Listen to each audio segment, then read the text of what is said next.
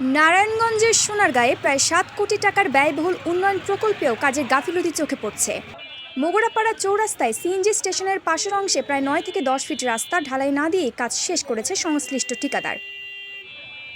এই ঘটনায় স্থানীয় সাধারণ মানুষ ক্ষোভ প্রকাশ করেছেন। তাদের অভিযোগ, কোটি কোটি টাকা বাজেটের কাজেও যদি সামান্য জায়গা বাদ দিয়ে কাজ শেষ দেখানো হয়, তাহলে সাধারণ মানুষের ভোগান্তি থেকেই যাবে।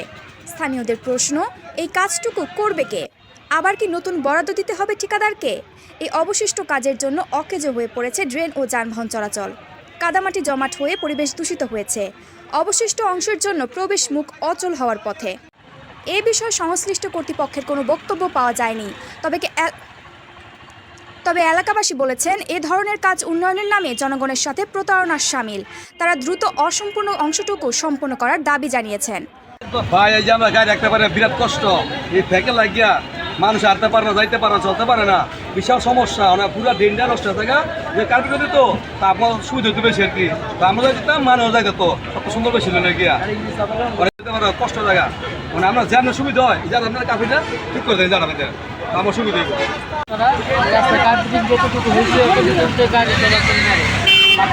রাস্তা খালি হয়ে গেছে, যেখানে ময়লা আবর্জনা